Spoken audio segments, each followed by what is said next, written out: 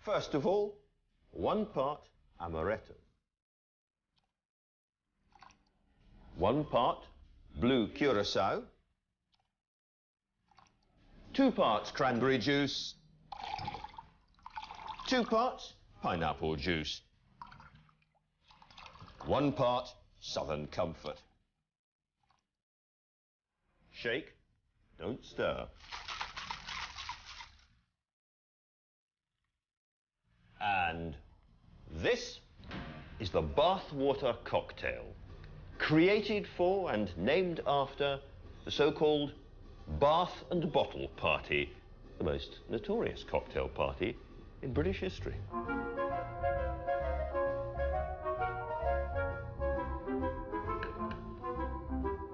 It happened in a heat wave at the height of the social season on the evening of Friday the 13th of July, 1928. The hosts, Babe Plunkett Green, Elizabeth Ponsonby, Edward Gaythorne Hardy, and Brian Howard. The venue, St George's Swimming Baths, Buckingham Palace Road, Belgravia. The Daily Express gossiped about the edgy Negro jazz band, and costumes of the most dazzling kinds and colours. Even the waiters wore bathing suits as they served the bathwater cocktail. This was the party that would come to symbolise an era, and if you've ever been to a nightclub, drunk a cocktail or taken drugs, then you too have been shaken and stirred by the frenzied spirit of these extraordinary years.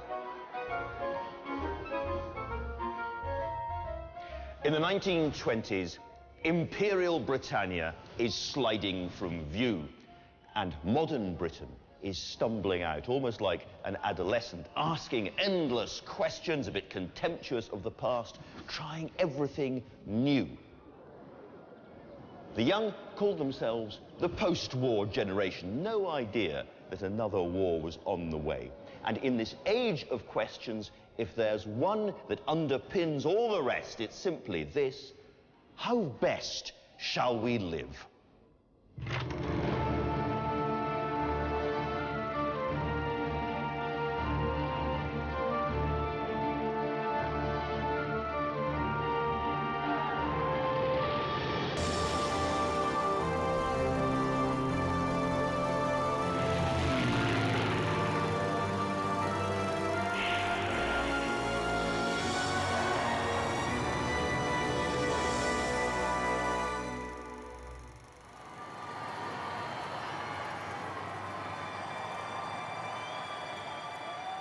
When news of the end of the Great War reached the streets of Britain, a massive, heaving party broke out. There were wild scenes for 3 days and nights, with drunkenness and even copulation on the streets. And at the centre of it all was David Lloyd George, the man who won the war. He'd had his share of scandals, but now he was riding high as he called the first general election since 1910. Pledging a land fit for heroes, a new Britain of peace and prosperity, Lloyd George won by a landslide, a crushing personal victory for a man who was dodgy in private, but in public brimmed with plausible promises and sound bites. Now, we're not yet quite in modern Britain, but almost everywhere you look, you can find little flashes, glimpses of the more cynical and pleasure-loving country that we live in today.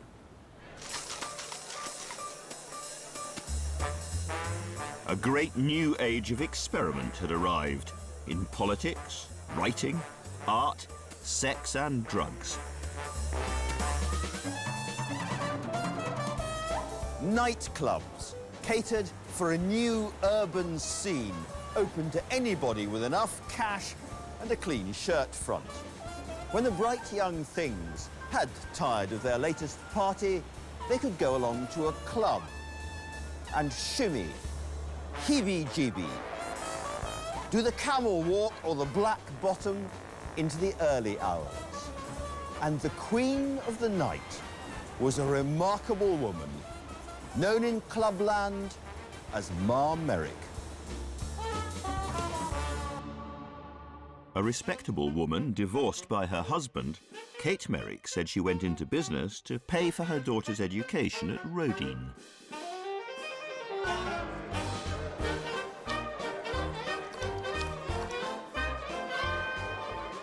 Merrick opened her first nightclub in Leicester Square in 1919. Soon celebrities were rubbing shoulders with new money and old royalty, refugee Russians and gangsters on the make. The local gangsters targeted Merrick herself. One even beat her up for refusing him entry. And yet, her little empire of the night continued to expand. The Manhattan, the Little Club, the Silver Slipper, and many more.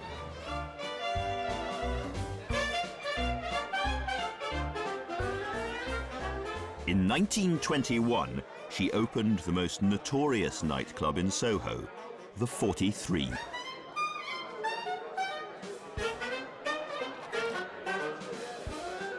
If Kate Merrick was the face of the fun-loving 20s, then the round pink face of disapproval belonged to a man known without affection as Jix. Sir William Joynson Hicks, who became Home Secretary in 1924.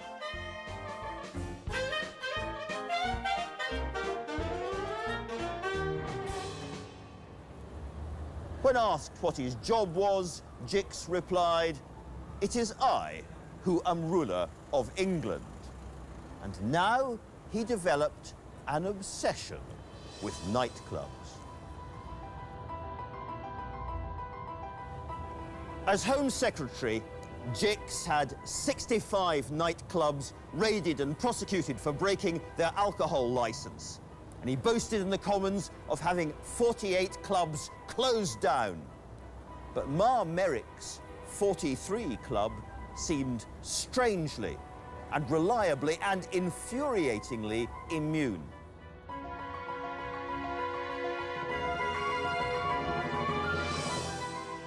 At long last, the reason became clear. A senior member of the Soho Vice Squad was taking bribes to protect her. Finally, Jix got his hands on Mrs. Merrick. Merrick was sentenced to 15 months hard labour, a physically and mentally shattering ordeal. But on her release, she went straight back to work. She was sent to Holloway Prison 5 times, but she stares boldly out of photographs with pride. And 2 of her impeccably educated daughters married into the peerage. But this kind of social mountaineering was only for a few. The vast majority of people lived and died as struggling underdogs.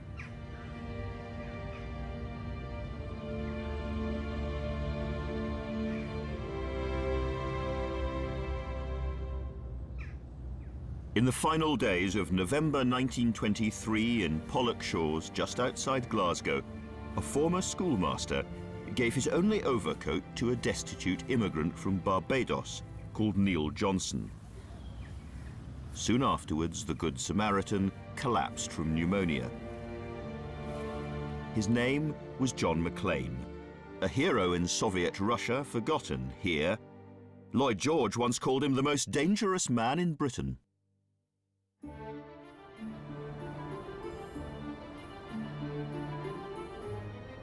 McClane's dreams of a better world were inspired by Marxist thinking and the Russian Revolution, and in Glasgow these dreams seemed about to be fulfilled. In early 1919, The Red Clydesiders demanded a 40-hour working week and threatened to call a general strike. Maclean tried to persuade the union leaders to postpone the strike for at least a month, so the much more politically powerful English coal miners could be rallied to the cause, but they wouldn't listen. On the 27th of January, 40,000 Glasgow workers came out on strike, and by the next day, that number had almost doubled.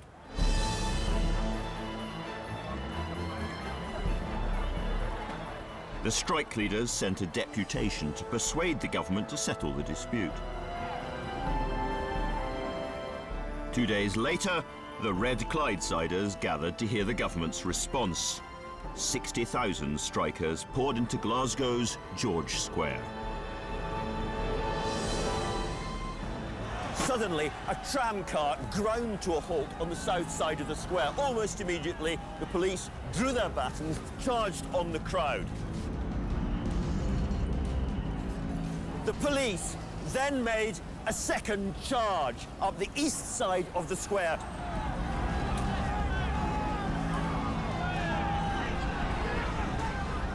But there, they were met by a wall of demonstrators throwing lemonade bottles they'd pulled off a passing lorry. Inside the city chambers, the meeting broke up. The Sheriff of Lanarkshire rushed out of the building and tried to disperse the crowd by reading the Riot Act. But before he could get to the end of it, the paper was pulled out of his hand. Running battles went on for the rest of the day. Strike leaders were arrested.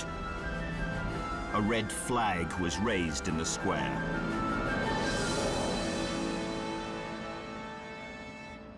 Down in London, panicky ministers were meeting to discuss what was already being called Bloody Friday. But they were reassured to be told that 6 tanks and 100 lorry loads of soldiers were being sent north by rail that very night.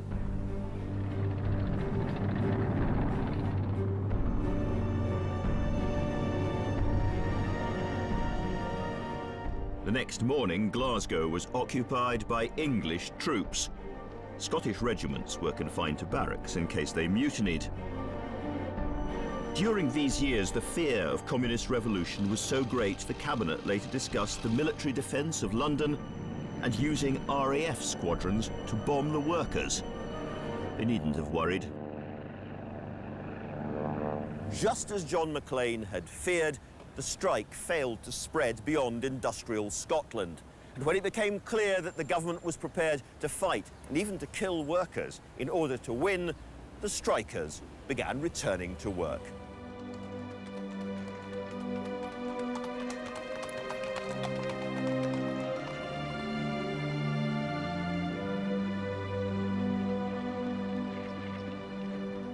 John Maclean was bitter and close to broken. During the war, he'd been to prison 5 times for inciting rebellion, suffering hard labour, sleep deprivation and force feeding.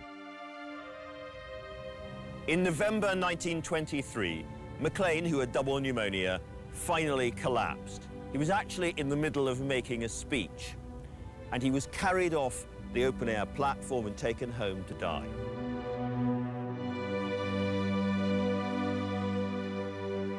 Maclean's dreams of political revolution died with him, but all over Britain, artistic and sexual revolutionaries were already dreaming new dreams.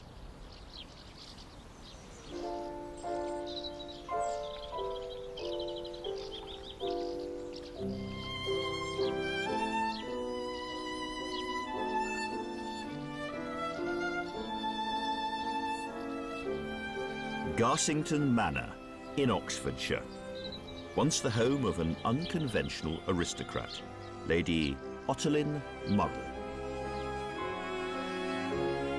Nearly 6 feet tall, with turquoise eyes and thick red gold hair, she was known around the village as the Gypsy Queen. Marr turned Garsington into the country seat of the Bloomsbury set.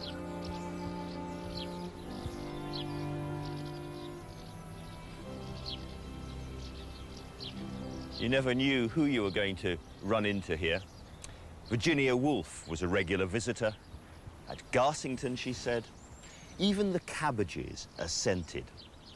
One morning, after swimming in the lake, the pacifist philosopher Bertrand Russell emerged stark naked to find himself confronted by the then Prime Minister, Herbert Asquith, who was himself very busy chasing a beautiful young artist. Garsington was an exquisite, warm haven for novelists, poets, philosophers, politicians and artists. And also for the son of a Nottinghamshire coal miner called David Herbert Lawrence.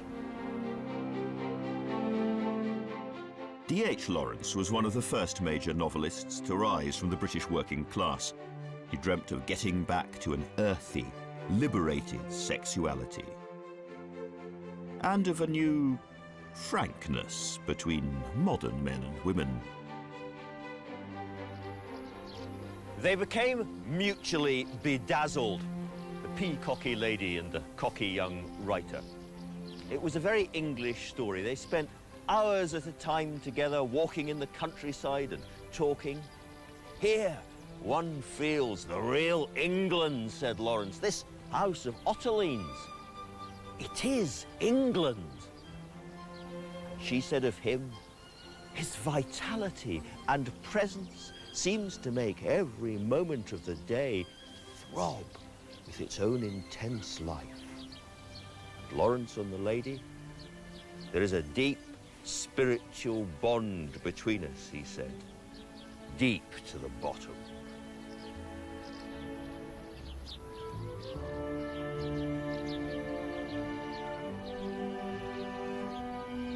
Lawrence saw Garsington as a refuge from a country brutalised by industry and war. Like many of Otterleen's guests, he saw it as a kind of earthly perfection. But there was a serpent in paradise. Otterleen always suspected that she wasn't loved quite as much as she'd have liked, but she had no idea of the true venom lurking inside the people she lavished hospitality upon. And then she read Lawrence's new book, Women in Love.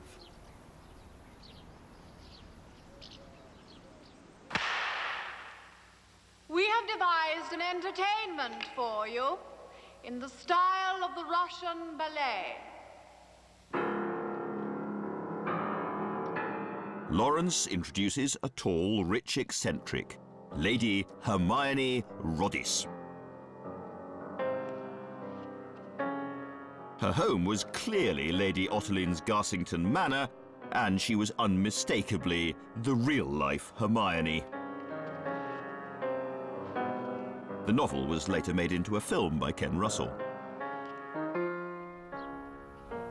Lawrence describes Hermione as being impressive but macabre, remarkable but repulsive.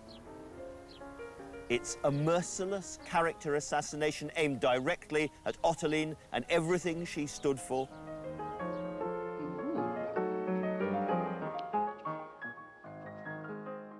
Otterleen was stricken with grief and broke off all contact with Lawrence.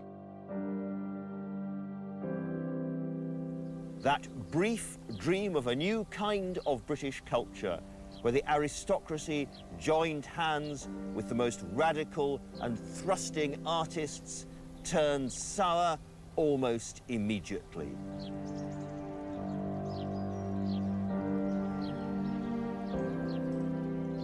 Lawrence's fiery belief in sexual liberation would influence Britain right into the 1960s and beyond.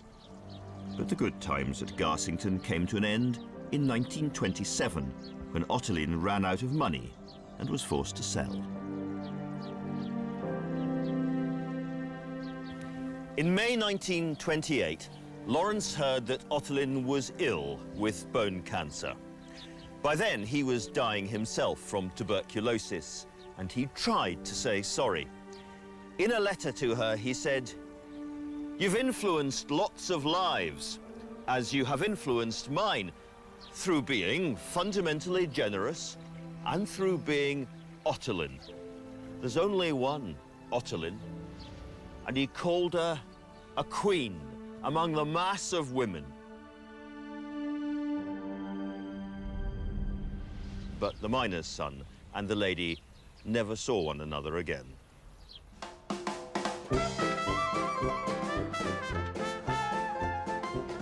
The high culture revolutionaries didn't really catch on at the time.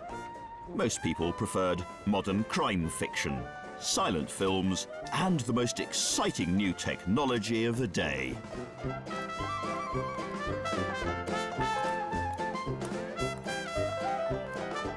One evening in June 1920, a crowd was gathering outside the Marconi Works in Chelmsford, Essex, waiting breathlessly for the Australian-born opera singer Dame Nellie Melba. Dame Nellie Melba was the most famous singer in the world. She was huge. Melba Toast, Peach Melba, both named after her. She arrived here in Essex for Britain's first ever radio event. When she got to the rather primitive studio, one of the engineers explained to her that her singing was going to be transmitted from a 450-foot high tower just outside. "Young man," she said, "if you think I'm going to climb up there, you are greatly mistaken."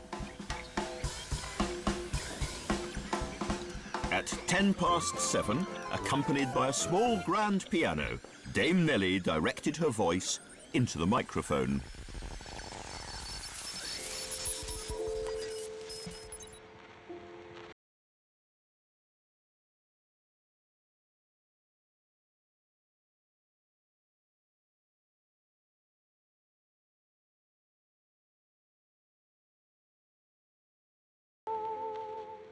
The 30-minute concert, sung in English, French and Italian, began with Home Sweet Home and ended with a single verse of God Save the King.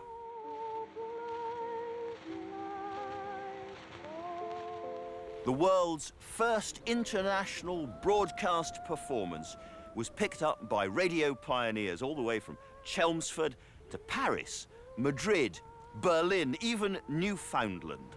The next day, the papers reported that the songs came over mellow and perfect without scratch or jar.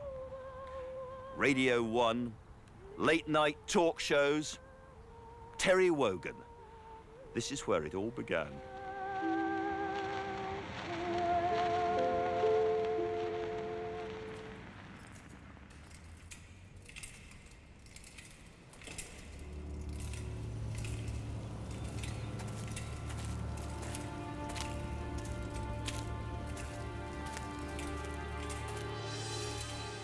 Christmas 1918, Lincoln Prison.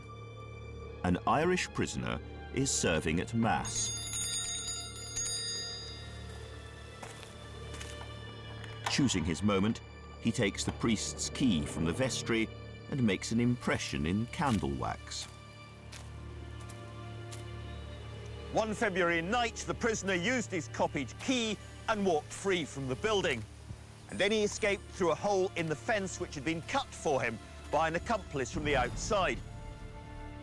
The prisoner was Eamon de Valera, the sharp-faced leader of Sinn Féin, soon to be Ireland's first president. And his accomplice with the wire cutters was Michael Collins, a Republican hero known as the Big Fella. That night, they were working together. Soon, they would be mortal enemies as a bloody civil war turned Green Ireland red. In January 1919, Sinn Féin declared Ireland's independence and formed its own parliament, the Dáil.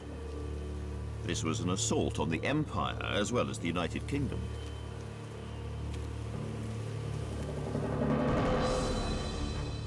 Michael Collins set up an elite team of IRA assassins, known as the 12 Apostles.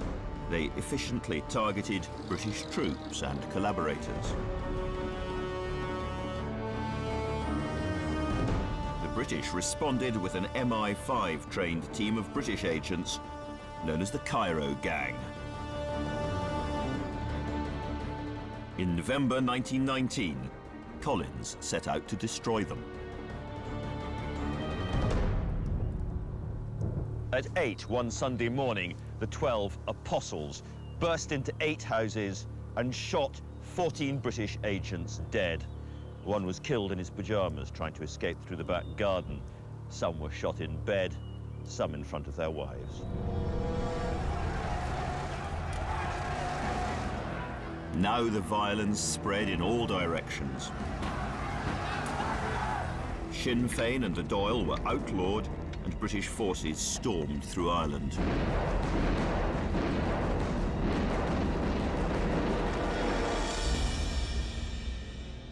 After 18 months of terror, Eamon de Valera and Lloyd George agreed to a truce.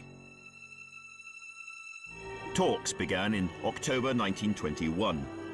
De Valera stayed at home and ordered Collins to join the Irish delegation in London. If he came back with less than Sinn Féin's full demands, Collins knew he'd be the scapegoat. As the negotiations began, he said to a fellow Republican, "You might say the trap is sprung." The talks moved towards a compromise, with Ireland self-governing but still inside the British Empire, and with the 6 predominantly Protestant northern counties free to choose to remain within the United Kingdom. After nearly 2 months, the Irish delegation was still agonising over the deal. With a theatrical flourish, Lloyd George arrived brandishing 2 envelopes. One contained the agreement, the other the refusal to come to terms. "If I send this letter," he said, "it's war, and war within 3 days. Will you give peace or war to your country? We must have your answer by 10 p.m. tonight."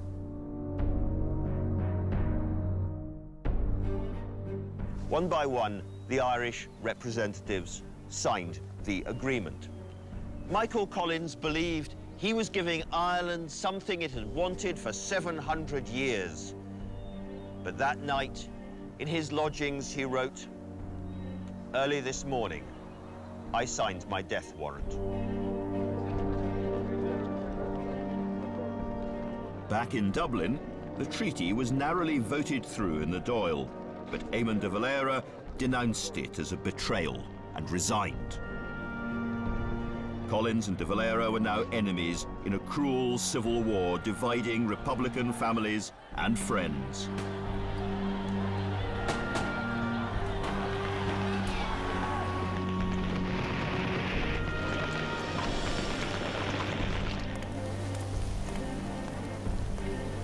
In August 1922, Michael Collins, now Chief of the Irish National Army, went on a tour of his home county, Cork.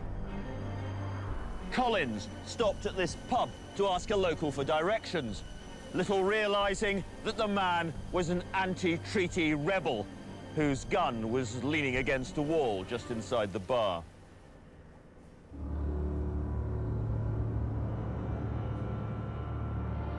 That evening, Collins came back along the same road. A rebel ambush was waiting. They'd been here for hours, and some of them had given up and gone back to the pub, but not all. At 8 o'clock, the convoy came round the corner.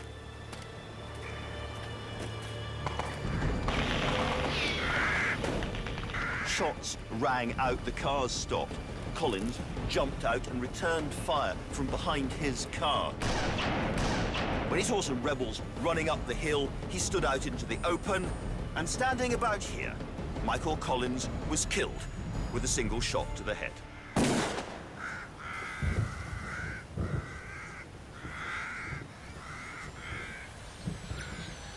Hello, CQ. Hello. Hello, Ash. Hello, Ash. There may be some jamming. and there may be some oscillation. Whew! Sorry. Well, sorry, CQ, closing down a moment.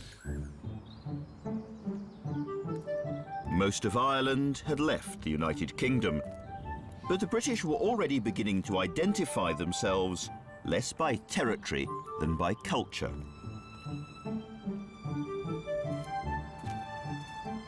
Regular radio broadcasting began in 1922. Programmes were planned and scripted here at the Cock and Bell in the Essex village of Writtle. And all under the guidance of Captain Peter Eckersley, ex-RAF engineer, born entertainer and all-round show-off. Hello, CQ, this is 2 Emma Talk Writtle testing. This is 2 Emma Talk Writtle testing. The signal's okay? No, they're not. Wave your hand if it's all okay. No waves at all. To start with, Peter Eckersley and his tiny team were only authorised to broadcast for half an hour a week, Tuesday nights. They'd pile down to this old army hut from the pub, and they'd put on records, they'd read out plays, made spoof weather announcements, they even had their own theme tune. The nearness of a microphone can do strange things to people, and as time went on, Eckersley's exhibitionist tendencies became more and more pronounced.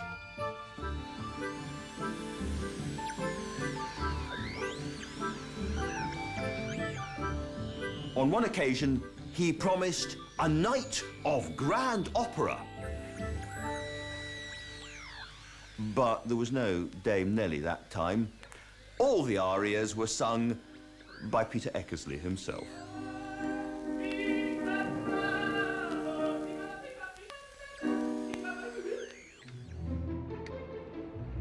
But Captain Eckersley was about to have his wings clipped. On the 14th of November 1922, the British Broadcasting Company was established.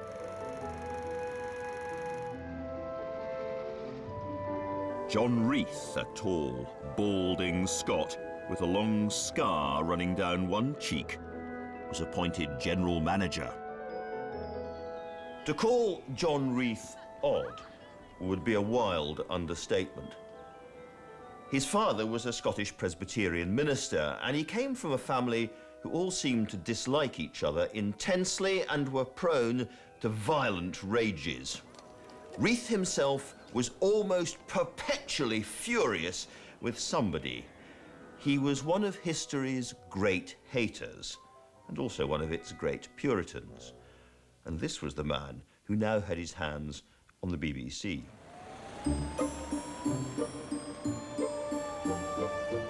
Reith appointed Peter Eckersley as his chief engineer and set to work shaping the future of British broadcasting. Everybody was struggling with two big questions. What was broadcasting for, and who should control it? Well, Peter Eckersley was absolutely clear.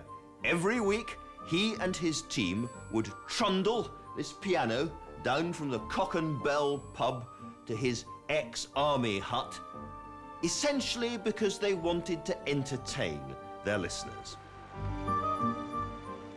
Reith completely disagreed. For him, broadcasting was about information, education, and high culture. So who was going to decide? Well, that at least was becoming clear. John Reith would decide. John Reith was in charge. And in 1929, Captain Eckersley got divorced, and John Reith sacked him.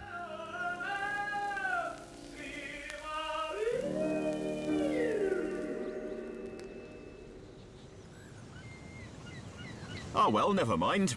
All across Britain, other young pioneers were on the up.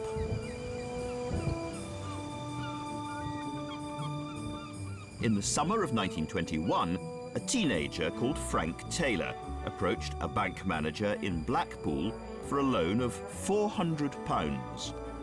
It would help him transform the way this country looked. Frank needed 400 quid to build 2 houses. 349, number 347, Central Drive, Blackpool. They've since been extended into a terrace. These are very ordinary houses.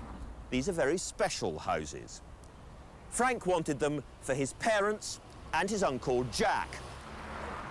Now, Frank was only 16 years old, but he got the plans approved himself, and as he said later, he was ready to do anything to get these houses built as quickly and as economically as possible. Taylor set about learning how to build a house with his own hands. Bricklaying, hod carrying, carpentry, the lot. Before these houses were finished, before the roofs were even on, passers-by were stopping and asking to buy them.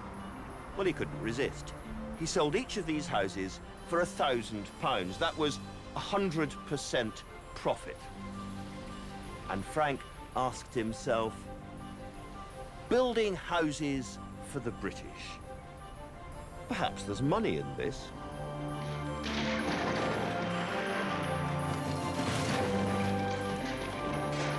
After the war, Lloyd George had coined the catchphrase, "Homes for Heroes." He had high hopes for a massive state housing boom. But money was short, and in fact, it was Frank's dream, private, not public housing, that led the way, producing 4 million new homes in 20 years. All exactly the same, and every one of them different. Homes with hedges and rose bushes and sheds round the back for pottering in. Modest homes for peaceful heroes.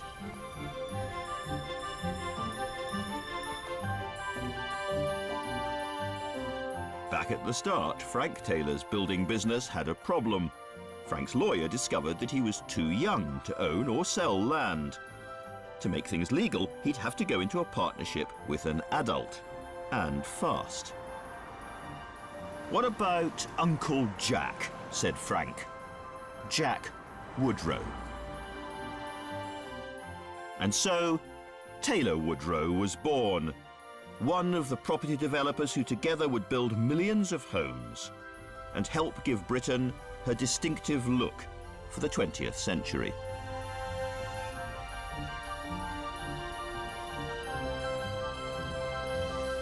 The 20s produced the triumph of modern private housing, but they also gave us a modern political curse: sleaze.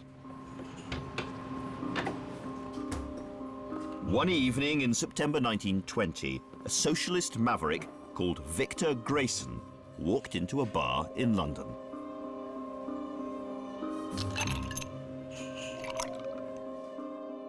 Grayson ordered a round, and then he got a message, and he said, "Don't let anyone drink my whiskey." Picked up his hat and his stick and walked out into the Strand.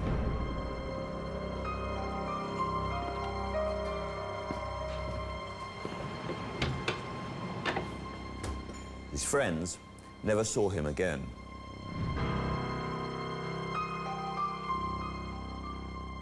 Victor Grayson's last political intervention was a speech against Lloyd George and a great cash for honours scandal. Unlike most politicians of the age, Lloyd George never had any money of his own, and once he became coalition prime minister, he didn't have a truly national party machine to raise funds either. And so in order to keep himself in politics, he decided to sell honours, peerages, knighthoods, OBEs. Now, this was hardly unknown at Westminster, but what made Lloyd George different was the blatant nature of it. He went into business big, and he went into business shamelessly. But the Prime Minister didn't want to get his own hands dirty. He needed a go-between. And he found one in a former spy, blackmailer, and rogue, complete with monocle. His name was Maundy Gregory.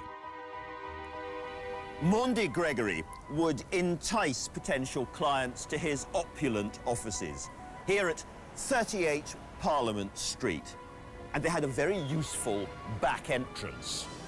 A kind of menu was quickly established. You want to be a baronet? Well, in today's money, £1.3 million. A knighthood, 330,000. Many people assumed that he was somehow a senior part of the government himself. In fact, these offices were a kind of clearinghouse for lethal gossip, bribery, and kickbacks. Victor Grayson was determined to blow the whistle on Lloyd George's cash for honours operation. Meanwhile, Special Branch had tipped Maundy Gregory off that Grayson was a dangerous communist revolutionary and asked him to keep an eye on him.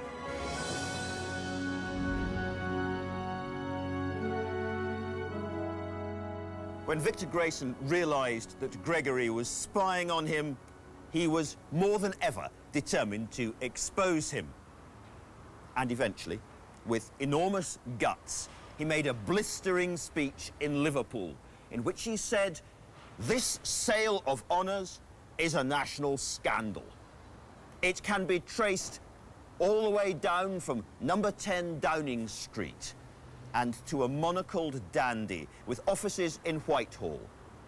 I know this man, and one day I will name him." Now events began to take on a sinister edge. In September 1920, Grayson was attacked and beaten up. 8 days later, he disappeared.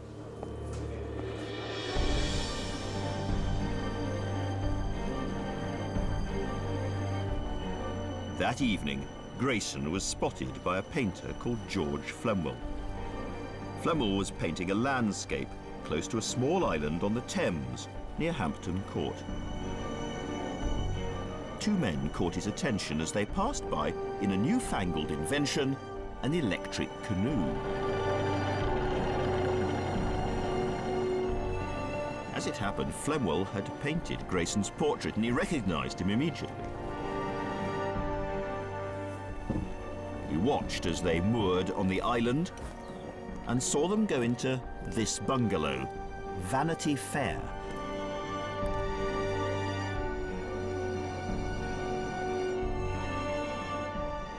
Vanity Fair belonged to Maundy Gregory, the only person on the island with an electric canoe, Maundy Gregory.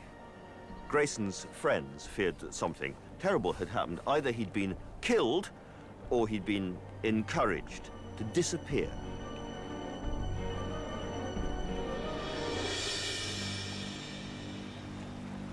With Grayson out of the picture, Lloyd George's honours racket continued. One of the nominations for a peerage in his next honours list was a convicted South African fraudster called Joseph Robinson. The Commons exploded and the King was livid. Gregory had to break it to Joseph Robinson that the deal was off. But Robinson was slightly deaf. Sitting in his suite in the Savoy Hotel, he first thought he was being asked for even more money, and he pulled out his checkbook. When he finally grasped that he wasn't getting a peerage at all, he demanded his money back. The chief whip asked Gregory if he knew what had become of it. "Of course I know what's become of it," hissed Gregory. "I've spent it." One mystery still remains. There were occasional claim sightings of Victor Grayson right up until the 1950s. In Spain, in North London, even in New Zealand. But he was never seen for certain ever again. To all intents and purposes, Victor Grayson vanished into thin air.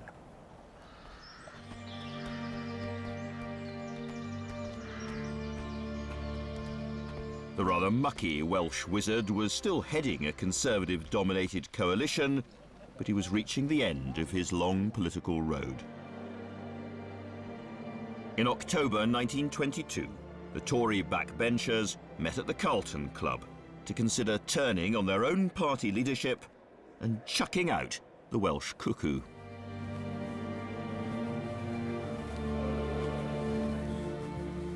Speaking against Lloyd George were two Conservative leaders in waiting, Andrew Bonar-Law, who was ill, and Stanley Baldwin, who did the talking. Stanley Baldwin's speech was plain but devastating. Yes, Lloyd George was a dynamic force. But, he said, a dynamic force is a terrible thing. This one had smashed Liberals and could smash the Conservatives too. They voted by 185 to 88 to cut loose and stand as an independent party. And the Conservatives have never forgotten this moment. Even to this day, their backbenchers call themselves the 1922 Committee, their badge of independence from power-drunk Westminster grandees. Britain would be spared another dynamic force for many years to come. This was an age of political pygmies. Over the next 2 years, Britain had 4 prime ministers: Bonar-Law, Stanley Baldwin, and Britain's first Labour Prime Minister, Ramsay MacDonald. He only lasted 10 months. Oh yes, and then Stanley Baldwin again. But there was one big beast prowling around. After 20 years with the Liberals, Winston Churchill returned to Parliament as the Conservative MP for Epping. He was hoping Baldwin would offer him a modest government job.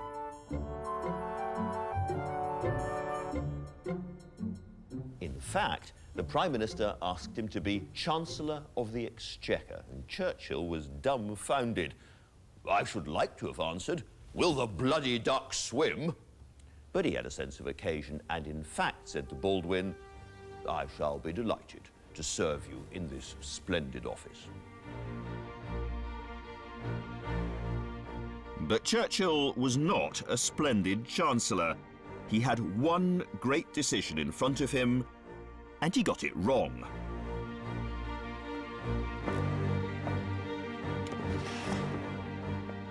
In March 1925, he summoned 4 economists to dine at the Treasury to thrash out the burning economic issue of the day, the gold standard. The gold standard simply meant fixing the price of national currencies to a certain amount of gold, providing a clear, transparent system which had underpinned the huge boom in world trade in the golden years before the war. Globalization with Britain at the centre. But during the war, the British economy had been bled dry, and the City of London had lost its prime position to New York. The radical young economist John Maynard Keynes thought that going back to gold would devastate Britain's already weakened industry. By instinct, Churchill was also against, but the Treasury experts said that going back to the clear, transparent system of the pre-war world would make the city great again.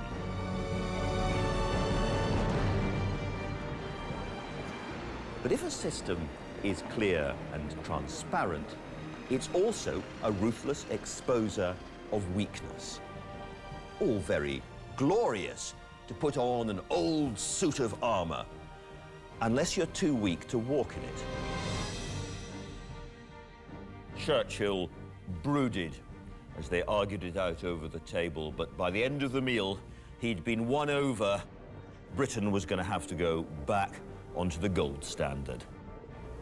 But there was no mood of celebration over this dinner. As one of them put it, it will be hell. And hell it was. The return to the gold standard made British exports more expensive, including coal. And with more than 1 million miners, the coal industry was the country's largest employer.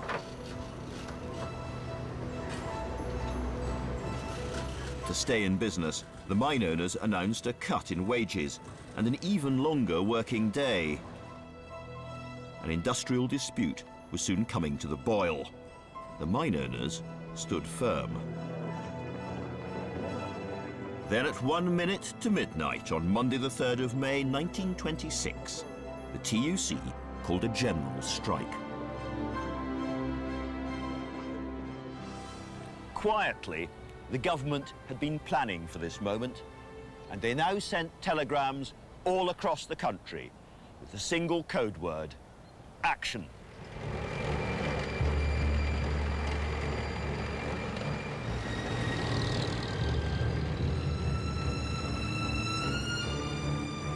All Army and Navy leave was immediately cancelled. 2 battleships dropped anchor in the Mersey. 2 infantry battalions marched through Liverpool. Bring it on! If the revolution was coming, the authorities were determined to show they were ready for it.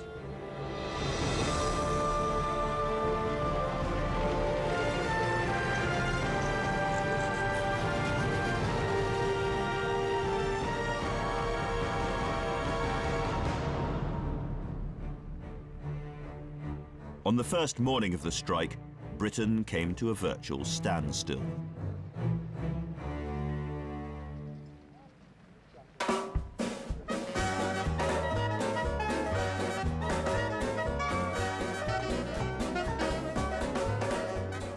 But the government already had a small army of strike-breaking volunteers at its disposal. City gents shoveled coal at the gasworks. The Ranelagh Polo Club patrolled central London as special constables on their ponies. Titled ladies and debutantes turned up to organise food supplies. One posh drama student wrote to her mother about the gentlemen volunteers on the London Tube. It's perfectly mad to hear a beautiful Oxford voice crying, "Uxbridge and Harrow train," rather than Uxbridge and Arra. It's perfectly jolly and such an improvement on the ordinary humdrum state of things. But it was the railways that attracted the real toffs. The Honourable Mrs. Beaumont led stable duty at Paddington. Lord Monkswell was a signalman at Marylebone. And the Honourable Lionel Guest successfully drove a train all the way from Liverpool Street to Yarmouth.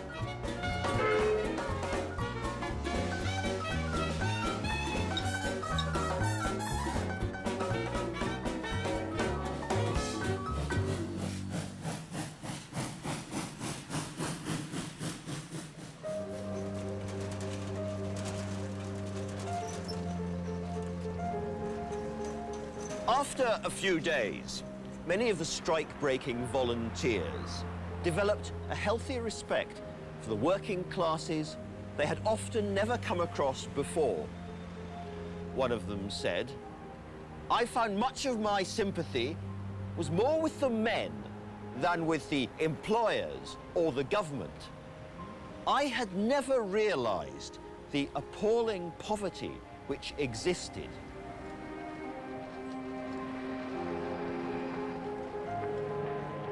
By the 5th day of the strike, London was running short of flour and bread. At 4 a.m, the government sent a convoy of lorries and armoured cars to take food from the docks by force. Restless crowds of strikers looked on, but didn't interfere.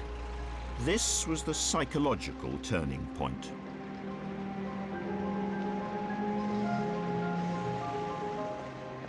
At noon, on the 9th day of the strike, Arthur Pugh, the leader of the TUC, contacted Baldwin to tell him that the strike was to be terminated forthwith. Baldwin wasn't quite sure he'd heard properly. "Forthwith," replied Pugh. "That means immediately."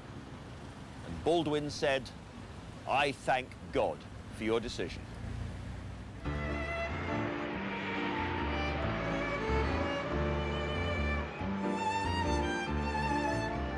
The strike was over, and for some, the good times still rolled on.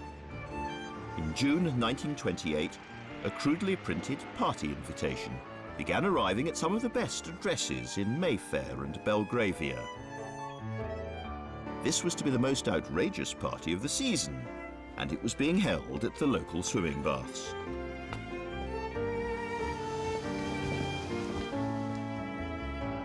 On the guest list was a young Oxford graduate called Tom Dryburgh, later a communist, MI5 spy, and chairman of the Labour Party. He'd just started writing for the Daily Express gossip column, The Talk of London. Writing anonymously as the Dragoman, Tom Dryburgh reported visions of great rubber horses and flowers floating about on the water. Everything was illuminated by coloured spotlights, and many of the guests had brought 2 or 3 costumes to change into as the night wore on. Dryburgh kept rushing out to the nearest public telephone to file his copy. This was a hoot, but also a scoop.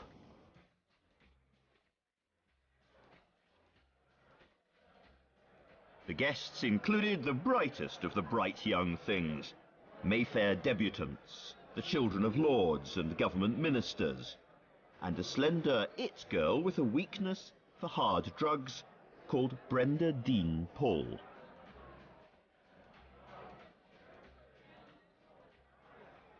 Brenda Dean Paul remembered seeing unshockable old dowagers glued to the only available seats in the dimly lit cubicles by the side of the pool. She said they seemed quite contented, like plump hens, their lorgnettes fixed on the dripping parade.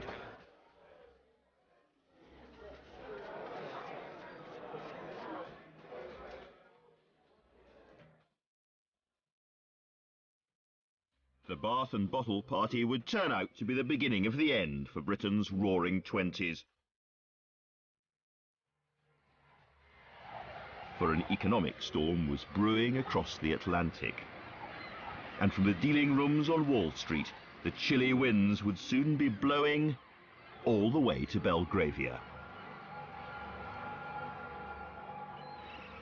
For the bright young things, the end of the Bath and Bottle party was a premonition. Modern times were giving way to hard times, and soon the off-colour cocktails and the crushed rose petals and the glittering pool were only a memory. The good times were drifting away on 1,000 bobbing champagne corks, and as the sunlight filtered through the skylights, Britain's fast set were weaving and wobbling their weary way home.